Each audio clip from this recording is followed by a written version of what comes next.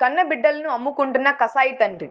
నెల్లూరు జిల్లా బుచటిపల్లం మండలం మినగల్లు ఎస్టీ కాలనీలోని రవి వెంకమ్మ దంపతులు నివాసం ఉంటున్నారు. వీరికి ముగ్గురు సంతానం కాగా వారిలో ఫస్ట్ జన్మించిన మగబిడ్డను పురిట్లోనే అమ్మివేసినట్లు గ్రామస్తులు తెలిపారు.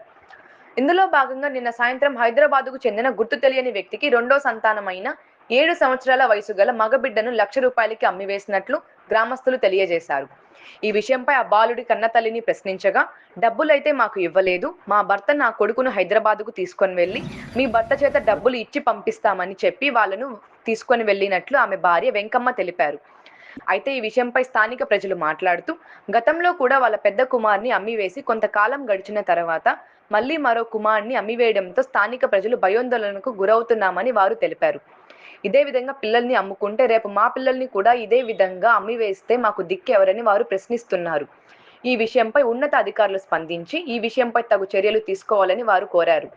కేంద్ర రాష్ట్ర ప్రభుత్వాలు ఎస్టీ సామాజిక వర్గానికి ఎంతో మేలు చేయాలనే ఉద్దేశంతో వారికి అనేక సదుపాయాలు కల్పిస్తున్నా వారు వాటిని సద్వినియోగం చేసుకోవడంలో విఫలమవుతున్నారని, అయితే సంబంధిత అధికారులు ఇటువంటి వాటికి అవగాహన కల్పించి వారిని అభివృద్ధి పథకంలో నడిపించడంలో విఫలమయ్యారని స్థానిక ప్రజలు వాపోతున్నారు.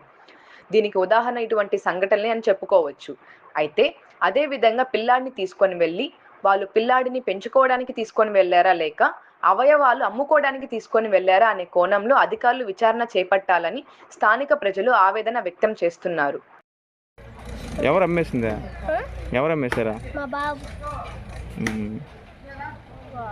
మీ బాబు పేరు ఏం పేరా? మినగల్లు ఇది ఫస్ట్ ఒక అబ్బాయి నమ్మేసాడు, మళ్ళీ రెండో నమ్మాడు. ఇది మళ్ళీ పిల్లగాలు తిరుగుతుండ్రావు. అప్పుడు పరిస్థితి ఏందా? ఎవరిని అడగాలి చెప్పు? అందుకని వాడిని భయం పెట్టండి, నలభై కేసు అని పెట్టండి.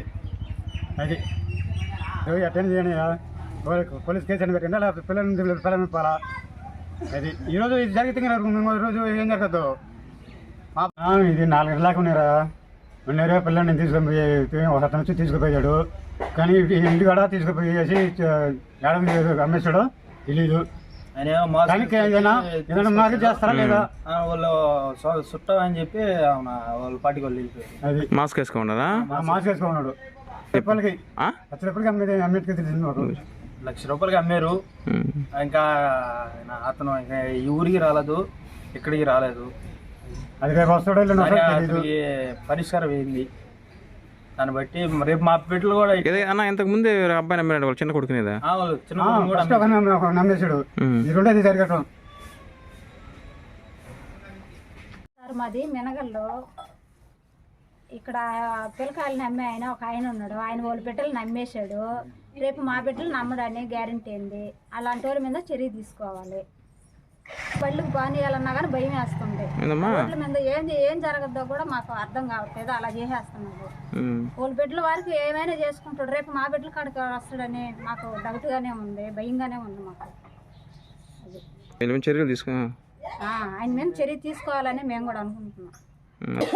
ఫస్ట్ ఒక బిడ్డని అమ్మేశాడు, కుర్తిలో బిడ్డని. మళ్ళీ ఇప్పుడు 7 సంవత్సరాల బిడ్డని కూడా అమ్మేస్తున్నాడు. మా బిడ్డలను కూడా ఎలా చేస్తాడని మాకు భయంగా ఉంది. బిడ్డలు ఎక్కడైనా పంపించాలన్నా కూడా మాకు భయం వేస్తుంది.